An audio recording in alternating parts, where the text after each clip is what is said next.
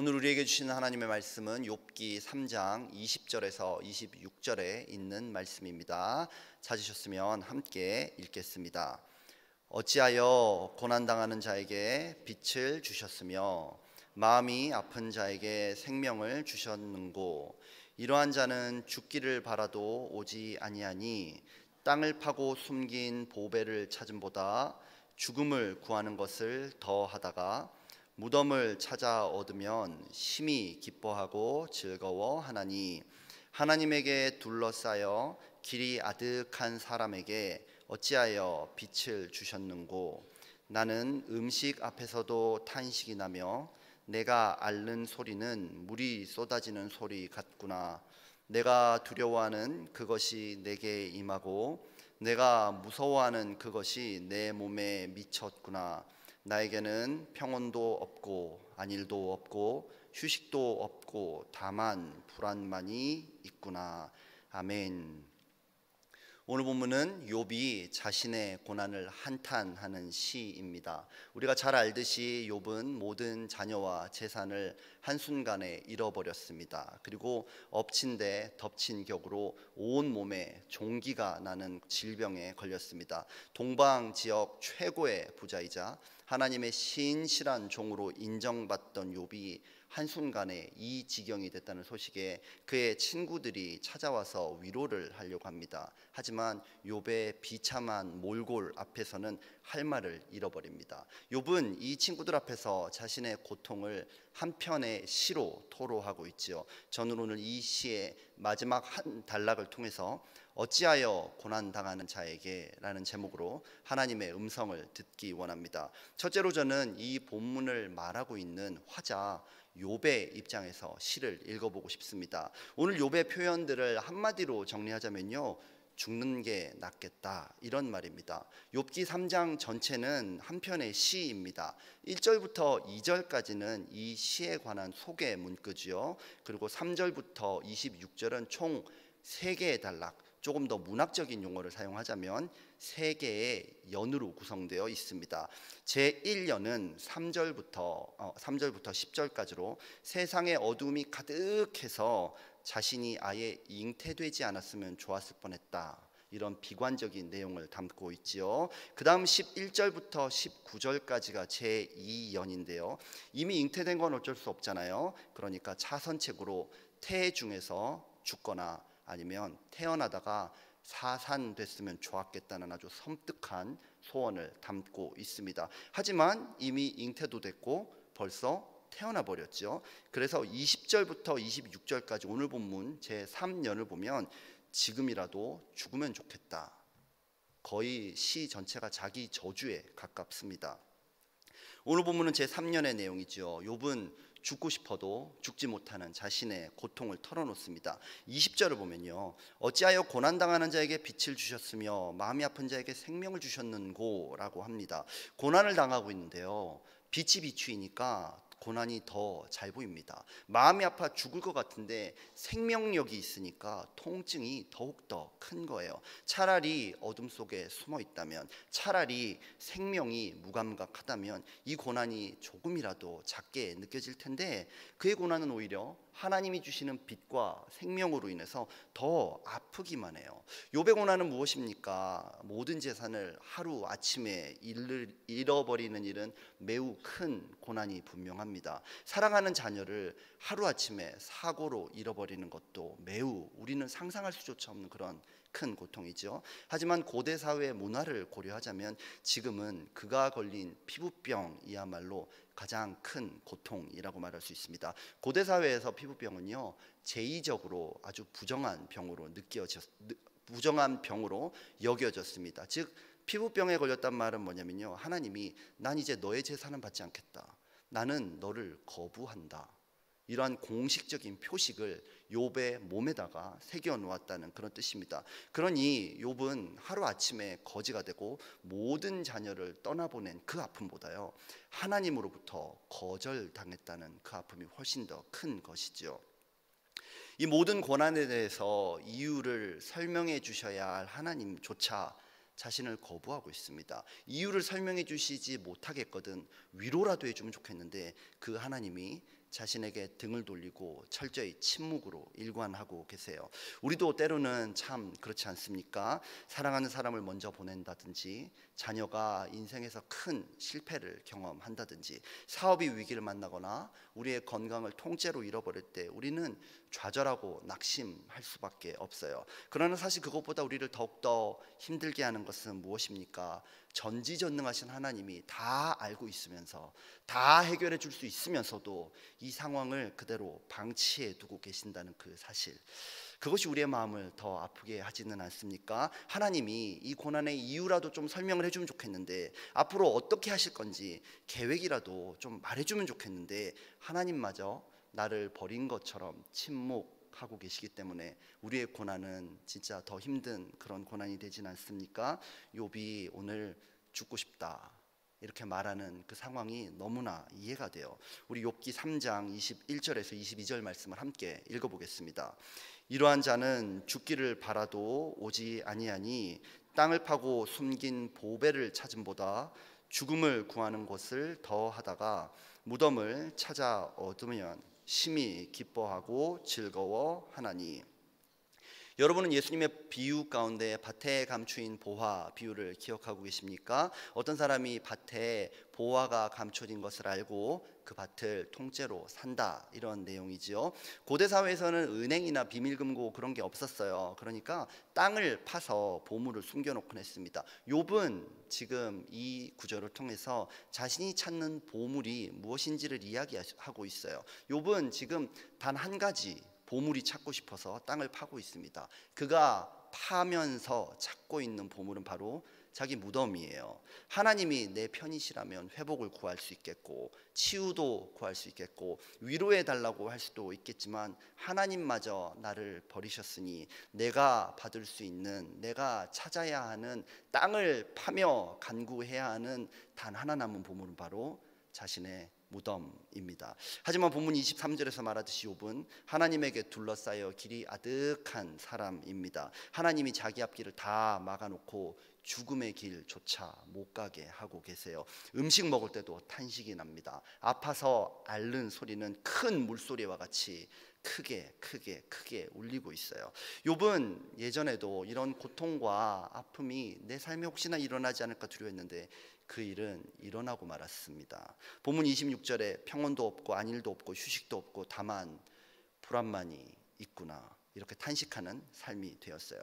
희망이라고는 조금도 찾아볼 수 없는 절망과 원통함이 이 시에 너무너무 가득합니다. 욥은 그리고 이러한 고통을 거침없이 표현하고 있습니다. 이 시를 읽을 때 우리는 참으로 고민을 해요. 아무리 그래도 그렇지 이렇게 막말을 해도 될까? 혹시 하나님이 듣기라도 하면 더 큰 벌을 내리지는 않을까? 하지만 욥의 말은 사실 하나님 들으시라고 하는 말입니다. 창조주 하나님이 내 고난을 그냥 보고만 있습니까? 이런 말 대신 내가 태어나던 날이 멸망하였더라면 이라고 합니다. 만물의 주권자라고 하는 하나님이 도대체 내 삶에는 아무것도 해줄 수가 없습니까? 라는 말 대신 왜 내가 태중에서 죽지 않았을까? 라고 합니다. 나를 사랑한다는 하나님은 지금 도대체 뭘 하고 계세요? 이런 말 대신 이제라도 죽으면 좋겠다, 그렇게 말하고 있는 것입니다. 욥이 오늘 시에서 하고 있는 모든 말들은 사실 고난 앞에 서 있는 우리가 하나님 앞에 하고 싶은 그런 말일 거예요. 하나님께 정말 묻고 싶은 우리의 질문도 바로 이것 아닙니까? 내 삶의 큰 문제와 고난 앞에서 나는 왜 아무리 부르짖어도 하나님은 이렇게 오랫동안 침묵하시는가? 하나님은 정녕 나를 버리신 것인가? 묻고 또 묻고 또 묻는 그런 시간들이 우리에게도 있지 않습니까?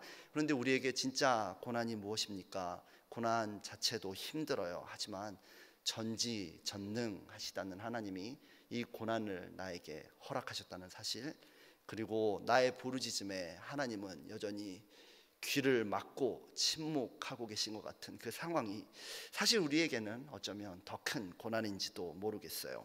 그런 점에서 이 시의 화자는요, 욥일 뿐만 아니라 지금 이 자리에 모인 우리들인지도 모르겠습니다. 둘째로 저는 욥의 비탄의 시를 듣고 계시는 청자, 듣고 계시는 하나님의 입장에서도 이 본문을 한번 읽어보고 싶어요. 하나님은 욥의 이 기도를 듣고 무슨 생각을 하셨을까요? 욥 이 녀석, 이거 나 들으라고 하는 소리네. 괘씸한, 그렇게 하셨을까요? 아니면 야, 넌 아직 덜 됐구나, 너 좀 더 고난을 받아야 정금같이 되겠는걸, 그러셨을까요? 아니면 야, 내가 너 큰 복으로 보상해 주려고 기다리고 있었는데 야, 너 내 마음도 몰라주냐, 너 진짜 너무하다, 그러셨을까요?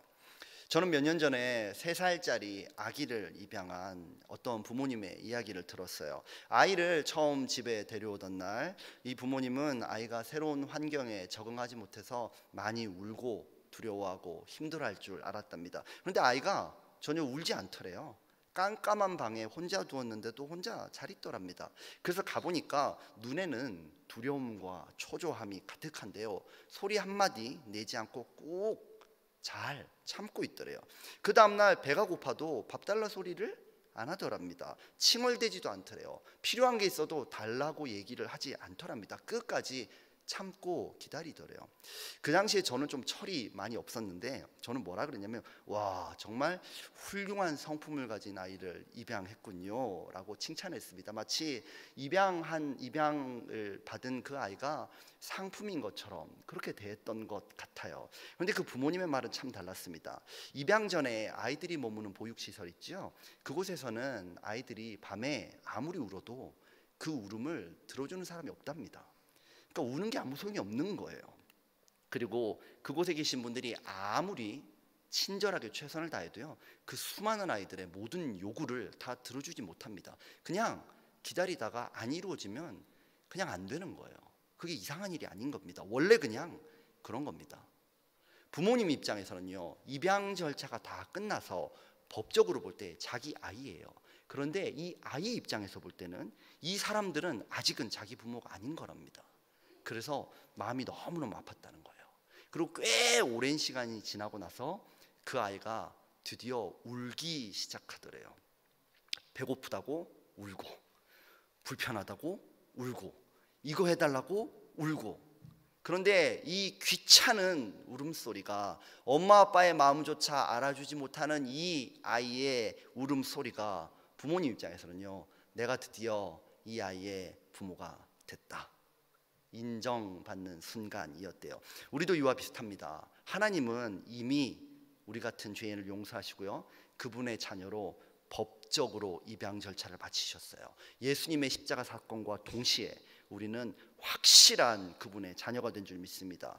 하나님 입장에서 볼 때는요, 우리가 그분의 자녀가 맞아요. 그런데 우리 입장에서는요, 하나님이 우리 아버지가 아닙니다. 하나님을 향해서 우리가 눈물로 간구하고요, 그분 앞에 부르짖고 소리 지르고 도와달라고 얘기하기 전에는 우리에게 하나님은 아직 아버지가 아닌 거예요. 여러분은 어떻습니까? 하나님은 여러분들을 자녀로 입양하셨는데 여러분들의 입술에서 나오는 모든 말들은 하나님을 아버지로 정말 인정하고 계세요? 오늘 본문의 욥은요, 차라리 죽는 게 낫겠다고 하나님 도대체 뭐 하시냐고 아우성치고 있어요. 그런데요, 이 고난의 절규는 하나님이 내 기도를 들으신다는 믿음이 있어야 할 수 있는 그런 기도입니다. 그분이 나를 불쌍히 여기시고 나를 도와주실 것이라는 확신이 있어야만, 하나님을 신뢰하는 자들만 할 수 있는 그런 기도예요. 하나님은 이런 욥의 기도를 못 들으셨을까요? 아니요, 더욱더 귀를 기울이고 들으셨을 것입니다. 왜냐하면 그분은 우리를 사랑하는 아버지이시기 때문이에요. 오늘 고난에 처한 분이 계십니까? 이 고난의 끝이 보이지 않아서 두렵습니까? 하나님이 침묵하고 계시기 때문에 더욱더 절망적입니까? 하나님이 침묵하시는 이유는 아마도 우리 입술에서 나오고 있는 탄식을 더 자세히 듣고 싶기 때문은 아닐까요? 오늘 우리는 욥의 탄식의 시 안에 담겨 있는 욥의 믿음, 그리고 신뢰, 하나님의 귀 기울이심에 관해서 알게 됩니다. 그러나 여전히 우리 삶에 고난의 문제가 다가올 때 우리 참 그것을 견디기가 힘이 들어요. 근데 그거 참 부끄러운 일이 아닙니다, 여러분. 예수님은 이 땅에서 가장 큰 고난을 당하셨죠. 그분은 욥처럼 모든 것을 잃어버렸습니다. 물론 그분에게 남아있던 것이라고는 옷 몇 조각이 전부 다였어요. 그렇지만 그것마저도 우리 주님은 빼앗기셨습니다. 욥이 사랑하는 모든 자녀를 잃어버리듯이 예수님이 사랑했던 모든 사람은 예수님을 떠났어요. 그리고 욥이 피부병으로 영적인 사망 선고를 받는 것처럼 예수님은 하나님이 저주한 자들만 달린다는 십자가에 비참하게 매달려 계십니다. 누가 봐도요, 가장 실패하고 가장 비참하고 가장 절망적인 그런 형벌의 자리에서는요, 예수님도 크게 탄식하십니다. 엘리 엘리 라마 사박다니, 나의 하나님 어찌하여 나를 버리셨습니까? 이 울부짖음은요, 신학으로 해석할 수 없는 울부짖음입니다. 왜냐하면 그것은 예수님의 최고의 기도였고요, 하나님을 향한 최고의 믿음이었기 때문입니다. 예수님은 그러한 극한의 고난 속, 하나님의 철저한 침묵 속에서요, 하나님의 귀 기울이심을 믿고 계셨어요. 그런데 하나님은 왜 예수님의 이 기도를 다 들으셨으면서도 고난당하고 있는 예수님께 끝까지 침묵하셨을까요? 왜 예수님이 죽을 때까지, 왜 예수님이 무덤 속에 들어갈 때까지 하나님은 예수님을 십자가에 매달아 놓고 끝까지 침묵하셨을까요? 왜 그렇게 하셨을까요? 저는 이렇게 생각합니다. 하나님이 자신의 가장 사랑하는 아들을 침묵 가운데 방치하신 이유는요, 그분을 고난 가운데 버려두신 이유는요, 고난당하는 우리와 하나님이 함께 하고 계시기 싶어서, 하고 싶기 때문일 것입니다. 고난당하는 우리와 함께 하나님도 고난당하시고, 울고 있는 나와 함께 하나님도 우시고, 내 탄식 가운데 하나님도 함께 탄식하고 싶으셨기 때문에 하나님은 십자가 그 저주의 형틀에 그분의 가장 사랑하는 아들을 매달아 놓으시고 침묵할 수밖에 없었습니다. 왜냐하면 아들을 그렇게 매달아 놓아야만 우리가 그분을 볼 수 있기 때문입니다.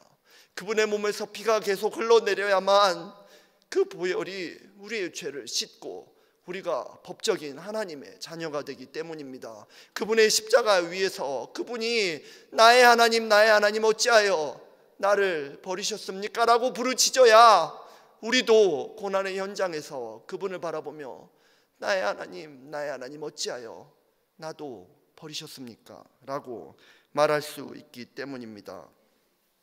하나님은 십자가 저주의 형틀에 아들을 매달고 그대로 두셨어요. 우리는 우리의 고난을 다 이해하지 못하죠.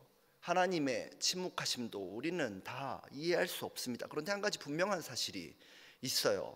고난의 자리에서 우리는 더 이상 혼자가 아니라는 사실입니다. 왜냐하면 내 고난의 현장 한가운데 가장 정중앙에 피 흘리는 예수님의 십자가가 세워져 있기 때문입니다. 하나님은요, 우리의 고난을 하늘에서 듣기만 하는 분이 아니었어요. 그 고난을 함께 당하기 위해서 그 좋은 하늘에서 내려오셨고요, 십자가 저주의 형틀에 매달리셨어요. 지금 우리 앞에 계신 분인 줄로 믿습니다. 우리는 이것을 복음이라고 부르고요, 이 복음은 어떤 고난 가운데서도 우리를 승리케 하시는 하나님의 능력인 줄 믿으시면 아멘 하시기 바랍니다. 아멘. 우리 다 함께 기도하겠습니다. 주님 감사합니다. 우리는 우리의 고난을 다 이해하지 못합니다. 왜냐하면 우리는 아들이 당한 십자가도 다 이해하지 못하기 때문이에요. 그런데 하나님은 우리의 기도를 듣고 계십니다. 예수 십자가의 능력으로 이 모든 고난 가운데 우리와 함께 하시는 줄 믿습니다. 그렇기에 오늘도 우리는 이 고난을 견디고 마침내 하나님의 승리가 우리에게 체험될 것을 믿습니다. 고난이 얼마나 크냐가 문제가 아니었습니다. 내가 십자가를 붙들고 있는가, 내가 하나님 왜 나를 버리셨어요? 라고 탄식의 기도를 하나님께 올릴 수 있는가, 그것이 문제입니다. 오늘도 십자가의 능력을 붙들고 이 모든 고난을 이겨낼 줄 믿습니다. 승리 주실 우리 주님을 찬양합니다. 모든 것에 감사드리며 예수님의 이름으로 기도합니다. 아멘.